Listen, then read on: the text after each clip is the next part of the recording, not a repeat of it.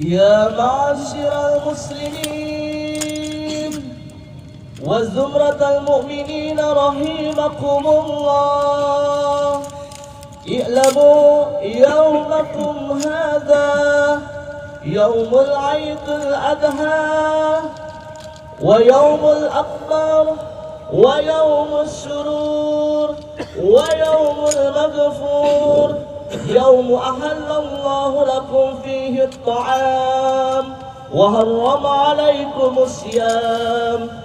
إذا صحب خطيب على المنبر أنصتوا عذابكم الله واسمعوا أجاركم الله وأطيعوا رحيمكم الله.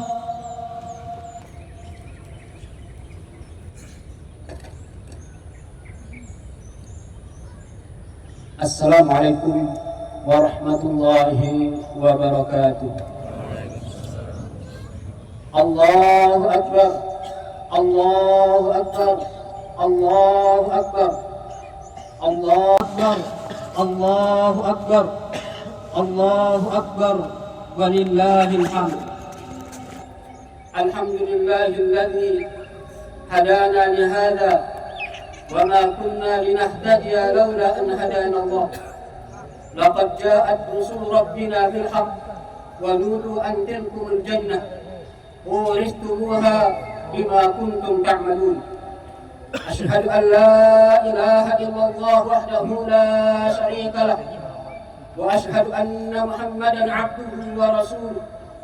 اللهم صل وسلم على نبينا محمد وعلى آله وصحبه ومن تبعهم بإحسان إلى يوم الدين.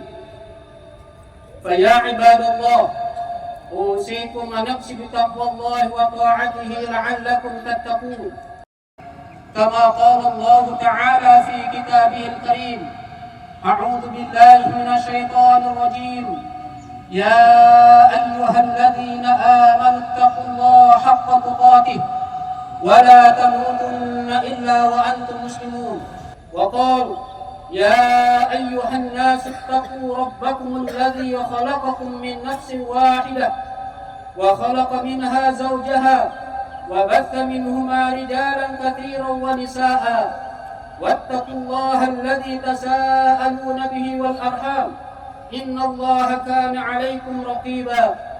وقالوا: يا أيها الذين آمنوا اتقوا الله وقولوا قولا سديدا يصلح لكم أعمالكم ويغفر لكم ذنوبكم ومن يطع الله ورسوله فقد فاز فوزا عظيما. الله أكبر، الله أكبر، الله أكبر، لا إله إلا الله والله أكبر. Ma'asyiral muslimin yang dirahmati Allah Subhanahu wa taala. Hari ini kita berada pada dua hari raya. Yang pertama adalah Idul Adha dan yang kedua adalah hari Jumat. Dan ini merupakan hari yang agung yang tentunya kita sebagai orang yang beriman untuk senantiasa bersyukur kepada Allah Subhanahu wa taala. Yang mudah-mudahan dengan rasa syukur kita menjadikan diri kita menjadi orang-orang yang selalu tunduk dan patuh dan serta mau mencontoh ketauhidan Nabi Ibrahim alaihissalam. Pada hari Jumat ini tentunya ada beberapa pendapat ulama yang menyebutkan yang pertama, menurut Imam As-Syafi'i atau Ashabus Syafi'i menyebutkan bahwasanya ketika berkumpul dua hari raya maka sholat Jumat itu wajib dan tetap dilaksanakan kecuali bagi orang-orang yang tidak menetap. Dan kemudian menurut Imam Hanafi berpendapat bahwasanya orang yang ingin melaksanakan sholat Jumat dipersilakan dan begitu pula diberikan rukhsah untuk meninggalkan sholat Jumat, kemudian mereka menggantinya dengan sholat zuhur. Sehingga dalam satu riwayat dikatakan, asyhadta ma'a Rasulillah sallallahu alaihi wasallam aidaini ijtama'a fi yawmi qala na'am qala fa kaifa sana qala shalla 'aidan thumma rakhasa fil jum'ah fa qala man sha'a ay yusalli falyusalli. Muawiyah bin Sufyan, beliau pernah bertanya kepada Zaid bin Arqam, apakah engkau pernah menyaksikan Rasulullah SAW bertemu dengan dua Id, atau bertemu dengan hari Jumat dalam satu hari. Kemudian Zaid mengatakan kepada Muawiyah, iya kata Muawiyah, iya kata Zaid. Kemudian Muawiyah bertanya kepada Zaid, apa yang kalian lakukan? Kemudian beliau mengatakan, melaksanakan sholat Id dan memberi keringanan untuk meninggalkan sholat Jumat. Jawab Zaid. Nabi SAW bersabda, siapa yang mau sholat Jumat, maka silakan. Kemudian dalam satu riwayat dikatakan, seorang tabi'in bernama Atha bin Rabah berkata, Shalla bina bin Zubair fi yawmin 'aidin qayyim al-jum'ah awwal an-nahar thumma ruhna ila al-jum'ah falam yakhruj ilayna fa sallayna uhda fa kana Ibnu Abbas radhiyallahu anhu biqa'id falamma qadima dhakarna dhalika lahu faqala asaba su'. Ibnu Zubair ketika hari Id yang jatuh pada hari Jumat pernah sholat Id bersama kami, kata beliau. Pada pagi hari, kemudian ketika tiba waktu sholat Jumat, Ibnu Zubair tidak keluar. Beliau hanya sholat sendirian. Tatkala itu Ibnu Abbas berada di Taif. Ketika Ibnu Abbas tiba, maka kami pun menceritakan kelakuan Ibnu Zubair pada Ibnu Abbas. Kemudian Ibnu Abbas pun mengatakan, ia adalah orang yang menjalankan ajaran Nabi, Ashabus Sunnah, dalam riwayat Abu Daud. Dari beberapa dalil ini, tentunya kita bisa mengambil kesimpulan bahwasanya ketika seseorang ingin melaksanakan sholat Jumat, maka dipersilahkan. Dan begitu pula ketika ada orang ingin mengambil keringanan, seperti dicontohkan oleh para sahabat dan begitu pula Rasulullah SAW, maka ia dipersilahkan untuk meninggalkan sholat Jumat, namun menggantinya dengan sholat zuhur. Allahu Akbar, Allahu Akbar, Allahu Akbar, Allahu Akbar, walillahil hamd. Semoga salawat kepada Rasulullah SAW juga beserta keluarganya, sebagaimana salawat kepada Ibrahim dan keluarga Ibrahim, di mana Nabi Ibrahim juga adalah Khalilullah, kekasih Allah, yang seharusnya beliau menjadi suri teladan dalam bertauhid. Sebagaimana kita juga mencontoh pada hari ini syariat kurban yang beliau lakukan, di mana awalnya berasal dari mimpi yang ia benarkan. Ia diperintah untuk menyembelih putranya tersayang, yaitu Ismail alaihissalam. Lantas ia penuhi perintah tersebut, dan Ismail pun bersabar menjalankannya karena kepatuhannya dan kesabaran mereka. Akhirnya Allah Subhanahu wa taala mengganti ujian tersebut dengan disembelihnya seekor kibas domba jantan. Sebagaimana kita mencontoh beliau dalam hal berkurban, harusnya dalam berakidah dan berakhlak pun beliau pun kita contoh. Allah Subhanahu wa taala berfirman, "Qad kanat lakum uswatun hasanatun fi Ibrahim walladzina ma'ahu idh qalu liqaumihim inna bura'a'u minkum wa mimma ta'buduna min dunillahi kafarna bikum wa bada bainana wa bainakum al-'adawah wal baghdha'u 'abadan hatta tu'minu billahi wahdahu illa qala Ibrahim li abihi la astaghfiranna lak wa ma amliku laka min Allah min syai' Rabbana 'alaika tawakkalna wa ilaika anabna wa ilaikal masir."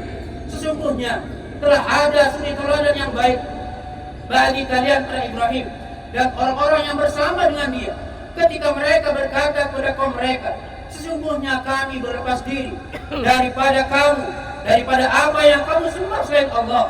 Kami ingkari kekafiranmu dan telah nyata antara kami dan kamu permusuhan dan kebencian buat selama-lamanya sampai kamu beriman kepada Allah saja, kecuali perkataan Ibrahim kepada bapaknya, sesungguhnya aku akan mohon ampunan bagi kamu dan aku tidak dapat menolak sesuatu pun dari kamu sesat Allah.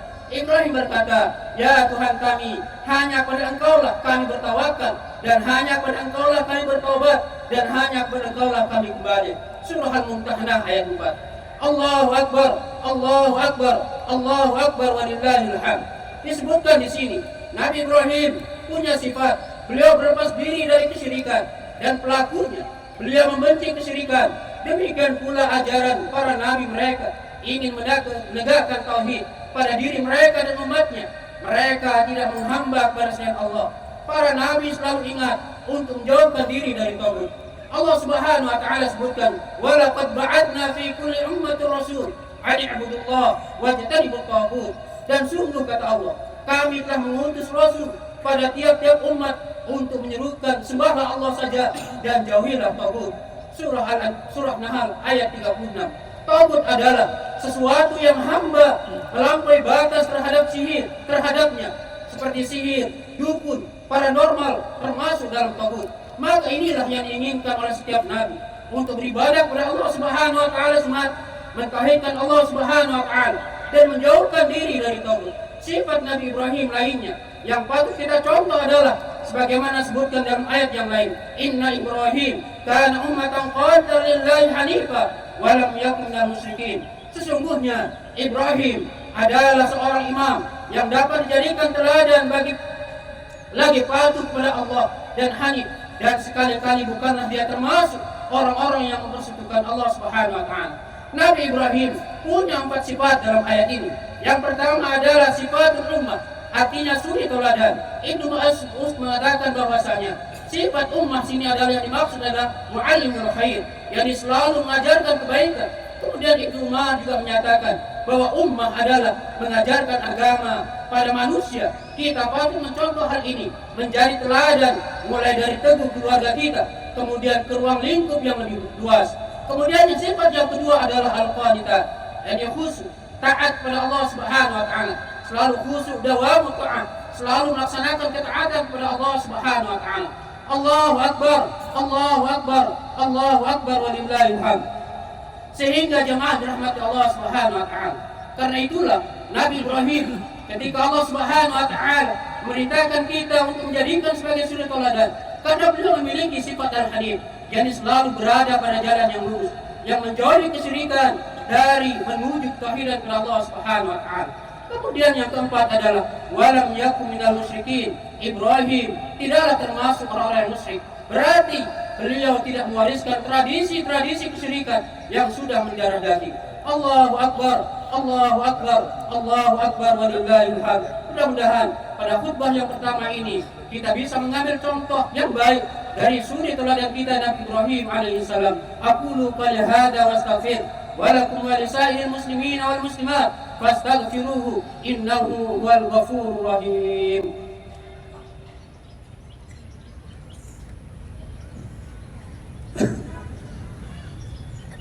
Allahu akbar, Allahu akbar, Allahu akbar walillahil hamd.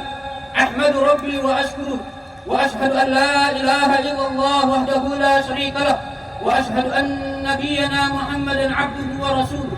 Allahumma salli ala nabiyyina Muhammad wa ala alihi wa sahbihi wa man tabi'ahum bi ihsan ila yaumiddin. Allahu akbar, Allahu akbar, Allahu akbar walillahil hamd. Ma'asyiral muslimin, salat jemaah salat Idul Adha yang dirahmati Allah Subhanahu wa taala. Jika demikian, kita hendaknya bisa mencontoh Nabi Ibrahim alaihissalam. Yang pertama adalah berkurban. Kemudian yang kedua, mentauhidkan Allah Subhanahu wa taala dengan berlepas diri dari kesyirikan dan pelakon. Kemudian yang ketiga, menjadi suri teladan yang baik dalam kehidupan kita. Kemudian yang keempat, senantiasa dan terus-menerus dalam beribadah, berada pada jalan yang lurus dan tidak berbuat syirik. Semoga bermanfaat. Semoga kita menjadi hamba-hamba yang benar-benar bertauhid kepada Allah Subhanahu wa taala. Mudah-mudahan Allah Subhanahu wa taala memberikan hidayah dan petunjuknya kepada kita sehingga kita menjadi orang-orang yang selalu dalam bertauhid yang benar. Innallaha wa malaikatahu yusholluna 'alan nabi. Ya ayyuhalladzina amanu shallu 'alaihi wa sallimu taslima. Allahumma shalli 'ala Muhammad wa 'ala ali Muhammad kama shallaita 'ala Ibrahim wa 'ala ali Ibrahim innaka Hamidum Majid. Wa barik 'ala Muhammad wa 'ala ali Muhammad كما باركت على إبراهيم وعلى إبراهيم إنك حميد مجيد. اللهم اغفر للمسلمين والمسلمات والمؤمنين والمؤمنات الأحياء منهم والأموات. اللهم إنا نسألك أننا نشهد أنك أنت الله لا إله إلا أنت الأحد الصمد الذي لم يلد ولم يولد ولم يكن له كفوا أحد. ربنا اغفر لنا ولإخواننا الذين سبقونا بالإيمان ولا تجعل في قلوبنا غلا للذين آمنوا ربنا إنك رؤوف رحيم. ربنا هب لنا من أزواجنا وذرياتنا قرة أعين واجعلنا للمتقين إماما. اللهم ألف بين قلوبنا وأصلح ذات بيننا واهدنا سبل السلام ونجنا من الظلمات إلى النور وجنبنا الفواحش ما ظهر منها وما بطن. وبارك لنا في أسماعنا وأبصارنا وقلوبنا وأزواجنا وذرياتنا وتب علينا إنك أنت التواب الرحيم. واجعلنا شاكرين لنعمك مثنين بها عليك قابلين لها وأتممها علينا. اللهم أصلح ولاة أمورنا، اللهم وفقهم لما فيه صلاحهم وصلاح الإسلام والمسلمين. ربنا آتنا في الدنيا حسنة وفي الآخرة حسنة وقنا عذاب النار. وصلى الله على نبينا محمد وعلى آله وصحبه ومن تبعهم بإحسان إلى يوم الدين. وآخر دعواهم أن الحمد لله رب العالمين. السلام عليكم ورحمة الله وبركاته. Bagi para jamaah yang membawa Quran agar mengumpulkan di pinggir lapangan. Bagi para jamaah yang membawa Quran agar mengumpulkan di pinggir lapangan.